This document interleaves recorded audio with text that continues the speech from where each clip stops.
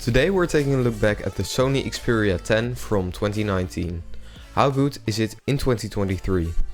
You can find them for around 70 euros used, so that isn't a lot of money, but when the phone was released it was also a mid-range phone. The build of the Xperia 10 is very nice in my opinion. It has a plastic back, however that isn't a bad thing. It feels pretty nice, and on the front it has Gorilla Glass 5 and the frame is also from plastic, but it does feel very well made. I really like the symmetrical look of the design of this phone, and I also like the horizontal camera layout instead of the vertical that the newer Xperias have.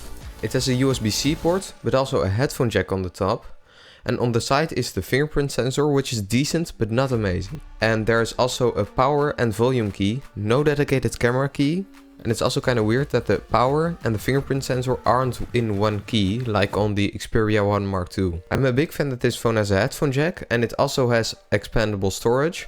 The battery life of this phone is pretty decent, it's nothing amazing, but it's also not terrible, it's decent. And it has a 2870 mAh battery. You can get through a day, but not a lot more. On the front there is a 1080 by 2520 screen, so it has a very tall aspect ratio, which is something that I like. That means that you will see more on the top and the bottom of apps. It's also a pretty compact phone, so you can easily carry it around, and it only weighs 162 grams. The screen can go bright enough for outside.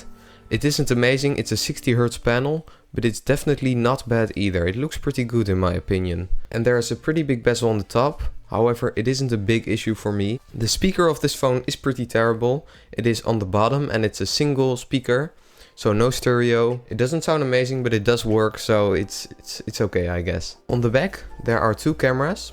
It's a normal 13 megapixel camera, and there's also a 5 megapixel depth camera, which is kinda useless in my opinion. 13 megapixel normal camera has a 1/3.1 inch sensor, which is kinda small, but the images that you can get out of it in good light is pretty good. However, when there isn't a lot of light, then the images are pretty bad. The autofocus is decent and there's also a 10 FPS burst. There isn't the Photo Pro and Cinema Pro app that other Xperias have.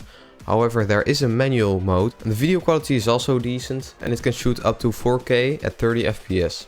And this camera is definitely nothing amazing, so you shouldn't get this phone for the camera. But it isn't a terrible camera either. The software of this phone is decent, however it is still on Android 9, which is very old. There are also no security updates, so that is definitely a big downside in my opinion. Android 9 is just already very old. The phone does work very stable, and I think that the Xperia look of the phone is nice. It looks kinda close to stock Android. The speed of the phone is okay, it's nothing amazing. It has a Snapdragon 630 and 3 or 4 GB of RAM. Also it has 64 GB of storage. Most apps take a bit of time to open, but for some people that might not be an issue. It isn't meant for gaming, but for daily stuff like going through social media, it is a pretty decent phone. And I also think that the aspect ratio of the screen is very nice. So should you buy one in 2023? I think probably not, because for the same price you can get a Pixel 2, which has a lot better camera. And it also works a bit faster and has newer Android. However, that does have a lot bigger bezels and it doesn't have the nice tall screen. This phone isn't a terrible phone, but it's kinda old. Android 9 is a bit disappointing, and you also notice that it isn't extremely fast. What do you think of this phone? Let me know in the comments down below, and thank you so much for watching.